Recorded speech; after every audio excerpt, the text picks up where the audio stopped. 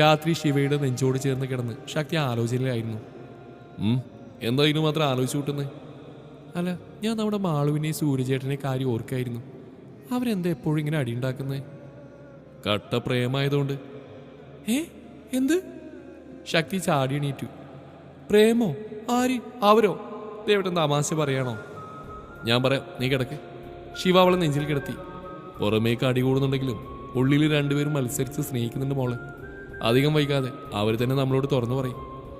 ദേവേട്ടന് നേരത്തെ അറിയായിരുന്നോ? എനിക്ക് അവനെയും അവളെയും കൊച്ചിലെ മുതൽ അറിയുന്നല്ലേ.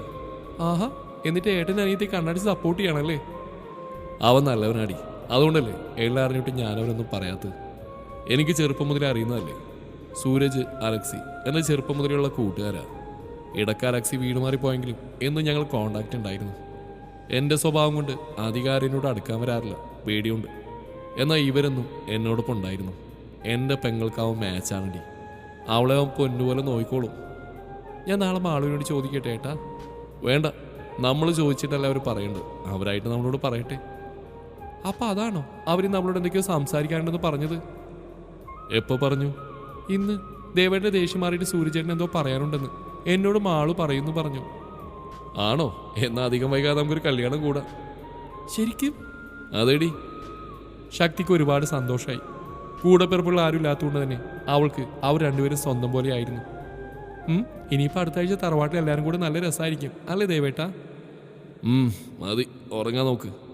എന്താ ഏട്ടാ? ഒന്നുമില്ല മോളെ, ഉറങ്ങിക്കോ, നേരം വൈകിയില്ലേ. ശക്തി അവനെ നോക്കിയൊന്ന് ചിരിച്ച് ഒന്നുകൂടെ അവനെ പറ്റിച്ചേർന്ന് കിടന്നുറങ്ങി. ശിവക്ക് മനസ്സിലെന്തൊക്കെയോ വല്ലായ്മ പോലെ തോന്നി. എന്തോ ആപത്ത് വരാൻ പോകുന്ന പോലെ. നാശം പിടിക്കാൻ എന്തിനാ അച്ചാച്ചൻ ഇപ്പം ഇങ്ങനെ ഒരു ഒത്തുകൂടൽ നടത്തുന്നത്? അവൻ തൻ്റെ ചൂട് പറ്റി കിടക്കുന്ന ശക്തിയെ നോക്കി. അവളുടെ നിഷ്കളങ്കമായ മുഖത്തേക്ക് നോക്കി കുറച്ചു നേരം കിടന്നു. പിന്നെ തിരിഞ്ഞ് അവളെ തൻ്റെ നെഞ്ചിൻ്റെ ഉള്ളിലേക്ക് കിടത്തി അവളെ പൊതിഞ്ഞ് പിടിച്ചുകൊണ്ട് അവനും കിടന്നുറങ്ങി. അവൻ്റെ തോന്നൽ സത്യമാവാൻ പോവുകയാണെന്നും തൻ്റെ ജീവനായവളുടെ ജീവൻ കൊണ്ടുള്ള കളിക്കാണ് പോകുന്നതെന്നും അറിയാതെ. ശിവയുടെ തറവാട്ടിലാണ് എല്ലാവരും. പഴയ തറവാട് പൊളിച്ച് കുറച്ച് മോഡേണായ രീതിയിൽ ചെയ്ത ഒരു വലിയ എട്ടുകെട്ട് വീട്.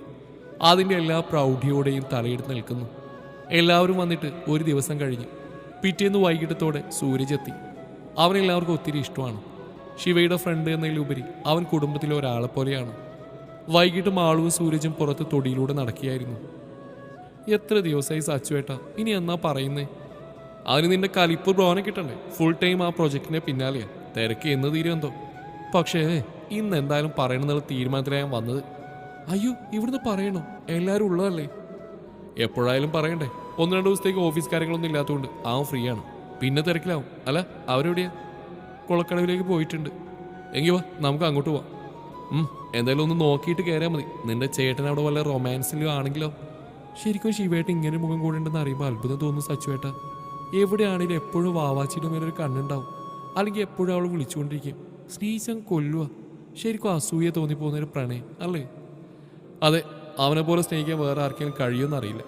ഓരോരുത്തരും പ്രണയത്തിൻ്റെ കാര്യത്തിൽ വ്യത്യസ്തരാണ് മാളും. അവന് ശക്തി എന്നാൽ അവൻ്റെ ആത്മാവിൽ ലയിച്ചതുപോലെയാണ്.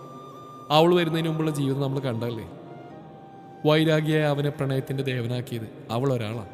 അവളുടെ ഒരു നോട്ടം മതി അവന്. ബാക്കിയെല്ലാവരോടും പഴയതുപോലെ തന്നെയാണെങ്കിലും ചെറിയ മാറ്റമുണ്ട് ഇപ്പോൾ.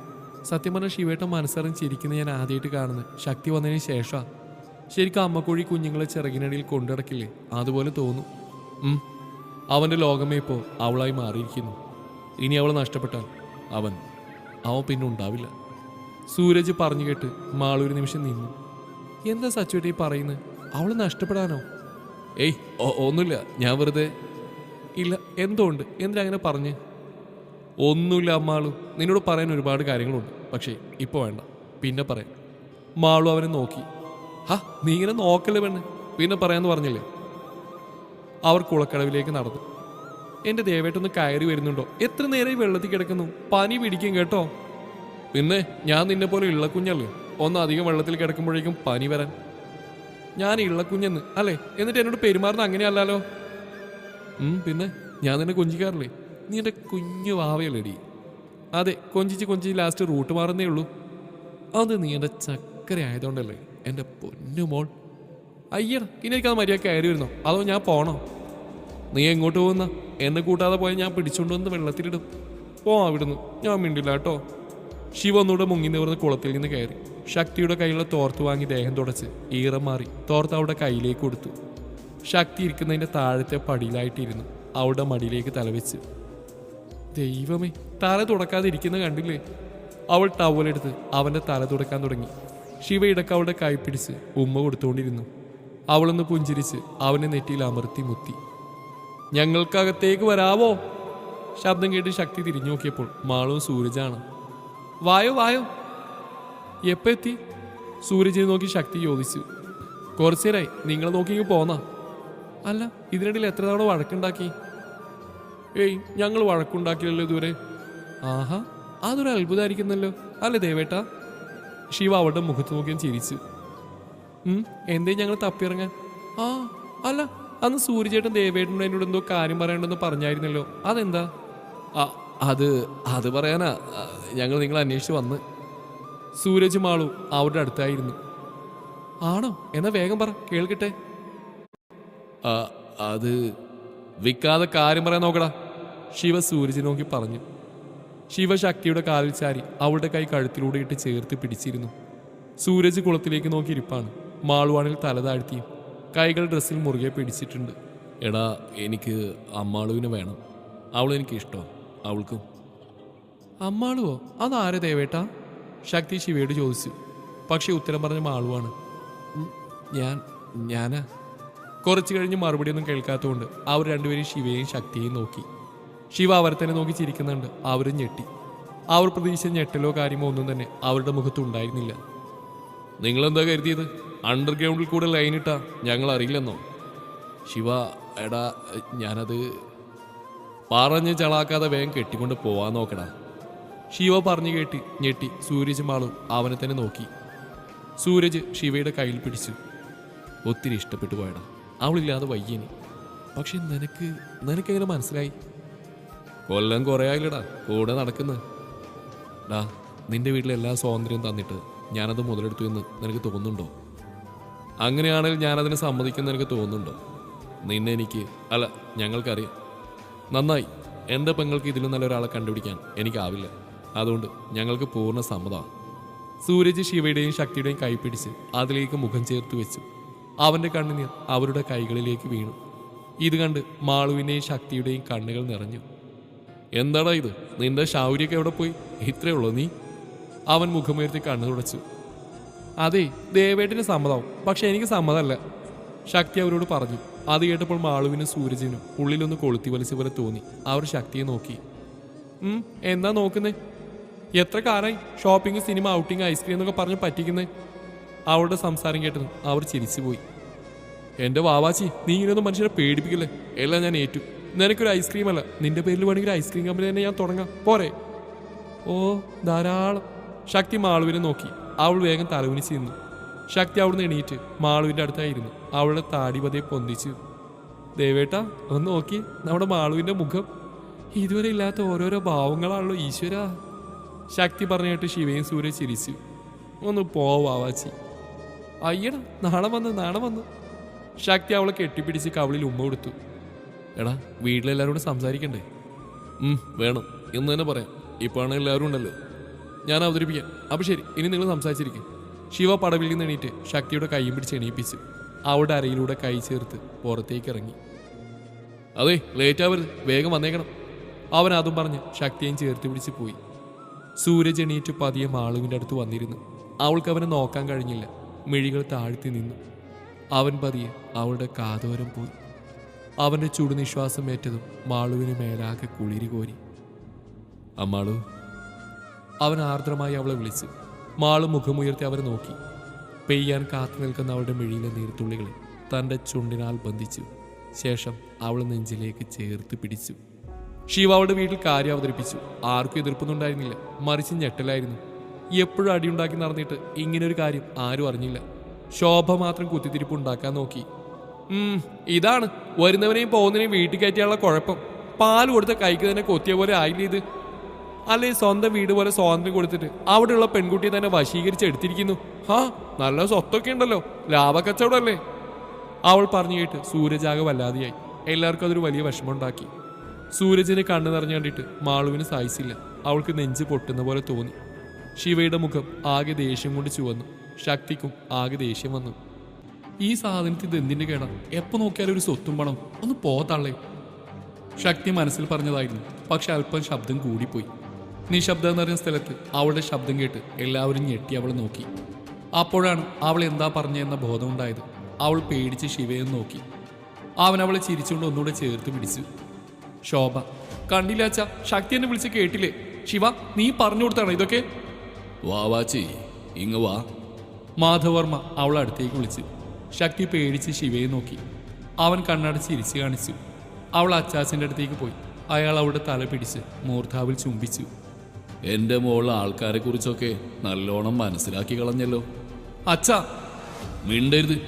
എവിടെ എന്ത് നടക്കുമ്പോഴും എന്തെങ്കിലും പ്രശ്നം ഉണ്ടാക്കില്ലെങ്കിൽ നിനക്ക് എന്താടി? സൂരജ് അവൻ നല്ല പയ്യനാ. എന്താ വാസുദേവ നിന്റെ അഭിപ്രായം? എനിക്ക് പൂർണ്ണ സമ്മത.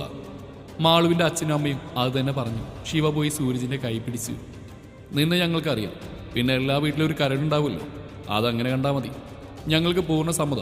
ഞങ്ങളുടെ മാളുവിനെ, അതായത് നിന്റെ അമ്മാളുവിനെ നിനക്ക് തരാം. സൂരജ് അവനെ കെട്ടിപ്പിടിച്ചു. മാളു ഓടിപ്പോയി ശക്തിയെയും കെട്ടിപ്പിടിച്ചു. ഇതെല്ലാം കണ്ട് ദേഷ്യം വന്ന് ശോഭ ചവിട്ടി കുലുക്കി അകത്തേക്ക് പോയി. പിറ്റേന്ന് രാവിലെ ചായയൊക്കെ കഴിഞ്ഞ് എല്ലാവരും ഓരോ ജോലിയിലായിരുന്നു. പെണ്ണുങ്ങളെല്ലാം അടുക്കളയിൽ ഓരോ കാര്യത്തിൽ തിരക്കിലായിരുന്നു. ശിവയുടെ അച്ഛനും വല്യച്ഛനും ശക്തിയുടെ അച്ഛനും മാളുവിൻ്റെ അച്ഛനും കൂടെ എന്തോ കാര്യത്തിനായി പുറത്തേക്ക് പോയിരുന്നു. ശിവക്ക് പെട്ടെന്ന് ഹോസ്പിറ്റലിൽ നിന്ന് കോള് വന്നു. അവിടെ എന്തോ പ്രശ്നം നടക്കുന്നു എന്ന് പറഞ്ഞു. അവൻ വേഗം സൂരജിനെ വിളിച്ച് കാര്യം പറഞ്ഞു. സൂരജ് ഓഫീസിലേക്ക് പോയിക്കോളാം, ശിവയോട് വരേണ്ട, എന്തെങ്കിലും കാര്യമുണ്ടെങ്കിൽ വിളിക്കാമെന്ന് പറഞ്ഞ് അവിടുന്ന് ഇറങ്ങി. അവനിറങ്ങി ഒരു 10 മിനിറ്റ് ആയപ്പോഴേക്കും ഒരു 2 വാനിൽ 10-15 ഗുണ്ടകൾ വീടിൻ്റെ മുമ്പിലിറങ്ങി. അവരിൽ 4-5 പേര് വീടിൻ്റെ പിന്നിലേക്ക് പോയി. ബാക്കിയുള്ളവർ മുമ്പിൽ ഡോറ് തട്ടി അവിടെ മറിഞ്ഞു നിന്നു. ശിവ പോയി വാതിൽ തുറന്നു. ആരെയും കാണാൻ അവൻ പുറത്തേക്ക് ഇറങ്ങി. അപ്പോഴേക്കും കൂട്ടത്തിൽ ഒരുത്തം വന്ന് അവൻ്റെ കണ്ണിലേക്ക് പെപ്പർ സ്പ്രേ ചെയ്തു. ശിവക്ക് കണ്ണ് തുറക്കാനായില്ല. ആ സമയം കൊണ്ട് അവനെ ഒരാൾ നെഞ്ചിൽ ചവിട്ടി. പെട്ടെന്നുള്ള ആക്രമണത്തിൽ ശിവ അകത്തേക്ക് വേച്ചുപോയി. ശിവ മുണ്ടിൻ്റെ തലപ്പ് കൊണ്ട് കണ്ണ് തുടച്ചു. കണ്ണ് നല്ലോണം നീർന്നുണ്ടായിരുന്നു. അവന് ഹാളിലെ ജഗ്ഗിലെ വെള്ളമെടുത്ത് മുഖം കഴുകി. അപ്പോഴേക്കും വേറൊരുത്തം വന്ന് അവനെ പുറകിൽ നിന്ന് ചവിട്ടി. ശിവ അലറിക്കൊണ്ട് അവനെ പിടിച്ച് നിലത്തിയിട്ട് നെഞ്ചിൽ ആഞ്ഞൊരു ചവിട്ടി അവൻ കിടന്ന കിടപ്പിൽ കൂനിപ്പോയി. ചുമച്ച് വായിൽ നിന്ന് ചോര വന്നു. അപ്പോഴേക്കും ശബ്ദം കേട്ട് പെണ്ണുങ്ങളെല്ലാം അടുക്കളയിൽ നിന്ന് ഓടി വന്നിരുന്നു. എന്നാൽ വീടിന്റെ പുറകിലൂടെ കയറിയവർ പുറത്തേക്കുള്ള വാതിൽ ലോക്ക് ചെയ്ത് ഹാളിലേക്ക് അടക്കാനുള്ള വാതിലും അടച്ചു. ഹാളിലേക്കുള്ള വാതിൽ ഗ്ലാസ് ഉണ്ടായിരുന്നതിനാൽ അവിടെ നടക്കുന്നതെല്ലാം ഇവർക്ക് കാണാമായിരുന്നു. കുറച്ചുപേര് വാതിൽ ലോക്ക് ചെയ്ത് അവിടെ നിന്നു. അവരുടെ കയ്യിലെ വാളും ചെങ്ങല ഇരുമ്പിന്റെ ദണ്ടുമെല്ലാം കണ്ട് അവർ പേടിച്ച്. ശക്തി ശിവയെ നോക്കിയപ്പോൾ അവിടെ ഒരു 7-8 പേരോളം ഉണ്ട്. അവരോട് ഒറ്റയ്ക്ക് പൊരുതി നിൽക്കുകയാണ്. അയ്യോ ദേവേട്ടാ! അവൾ ഓടി ഡോർ ഇറക്കാൻ നോക്കി. എന്നാൽ അതിലൊരാൾ അവളെ പിടിച്ച് അകത്തേക്ക് തള്ളി. നിലത്തേക്ക് വീണുപോയ അവളെ ലക്ഷ്മിയും പത്മിനിയും ആളും കൂടെ പിടിച്ച് എഴുന്നേൽപ്പിച്ചു. ഇതേ സമയം അകത്തുനിന്ന് വന്ന ശിവയുടെ അച്ചാച്ചനെയും അമ്മാച്ചനെയും ശക്തിയുടെ മുത്തശ്ശനെയും ഒരു റൂമിലേക്ക് അടച്ച് ഡോറ് പുറത്തുനിന്ന് ലോക്ക് ചെയ്തു. ലക്ഷ്മി ലാൻഡ് ഫോൺ എടുത്ത് നമ്പർ ഡയൽ ചെയ്യാൻ തുടങ്ങിയതും ഒരാൾ വന്ന് അത് വലിച്ചെറിഞ്ഞ് പൊട്ടിച്ച് അവളുടെ മുഖത്തിനിട്ട് ആഞ്ഞടിച്ചു. ലക്ഷ്മി നിലത്തേക്ക് വീണുപോയി. എല്ലാവർക്കും എന്താണ് ചെയ്യേണ്ടതെന്നറിയാൻ പാടില്ലാത്ത അവസ്ഥയായിപ്പോയി. ശക്തിക്ക് ശിവയെ കണ്ട് പേടിയായി. എല്ലാവരുടെയും കരച്ചിൽ മാത്രം അവിടെ മുഴങ്ങി. ശിവക്ക് കണ്ണിലെ നീറ്റൽ അസഹനീയമായിരുന്നു. എങ്കിലും അവൻ എല്ലാവരോടും ഒറ്റയ്ക്ക് പൊരുതി. അവനോട് പിടിച്ചിരിക്കാൻ പറ്റുന്നില്ലെന്നൊരവസ്ഥ വന്നപ്പോൾ ഒരാൾ ഇരുമ്പിന്റെ ദണ്ടെടുത്ത് അവന്റെ പുറകിൽ നിന്ന് തലക്ക് നോക്കി ആഞ്ഞടിച്ചു. ഒരു നിമിഷം ശിവക്കൊന്ന് പാളിപ്പോയി. അവൻ തലയിൽ കൈയമർത്തി അവിടെയുള്ള തൂണിലേക്ക് ചാരിയതും 3-4 പേര് വന്ന് കയറുകൊണ്ട് അവനെ ആ തൂണിൽ വലിഞ്ഞു മുറുക്കി കെട്ടാൻ നോക്കി. എന്നാൽ ശിവയുടെ കരുത്തിനു മുമ്പിൽ അവർക്ക് കെട്ടുക എന്ന് കഴിയാത്ത കാര്യമായിരുന്നു. 2-3 പേരും കൂടെ പോയി കയറുകൊണ്ട് അവനെ വലിഞ്ഞു വെട്ടി ഓരോ സൈഡിൽ നിന്നായി പിടിച്ചു. 1-2 പേർ കയറ് പിടിച്ചു. 2 ആളുകൾ അവന്റെ കൈ ബാക്കിലേക്ക് പിടിച്ചു വെച്ച് അവൻ അനങ്ങാൻ സമ്മതിച്ചില്ല. ശക്തി ശിവയെ നോക്കി കരഞ്ഞുകൊണ്ടിരുന്നു. നിങ്ങൾ ആരാ? എന്റെ ഏട്ടനൊന്നും ചെയ്യല്ലേ പ്ലീസ്, കഥക് തുറക്ക് പ്ലീസ്. അവൾ അവരോട് കരഞ്ഞു പറഞ്ഞുകൊണ്ടിരുന്നു. അടങ്ങ് വച്ച്, ഞങ്ങൾ ആരാന്ന് ഇപ്പൊ നിനക്ക് മനസ്സിലാവും. പേടിക്കണ്ട, ഇത് നിന്റെ ഏട്ടനുള്ള കൊട്ടേഷൻ അല്ല, നിനക്കുള്ളതാ. അവനെ തകർക്കാൻ വേണ്ടി നിന്നെ വെച്ചുള്ള കൊട്ടേഷൻ. അവർ പറഞ്ഞു കേട്ട് എല്ലാവരും ഞെട്ടി. ലക്ഷ്മിയുടെ മുഖത്ത് ഭയം ഇരച്ചു കയറി. അവൾ ഓടി വന്ന് ശക്തി അടുത്തേക്ക് വലിച്ച് കെട്ടിപ്പിടിച്ച് നിന്നു. പത്മിനിയും മുത്തശ്ശിമാരും ആളും അവളുടെ അമ്മയും വല്യമ്മയും എല്ലാം അവളെ പൊതിഞ്ഞു നിന്നു.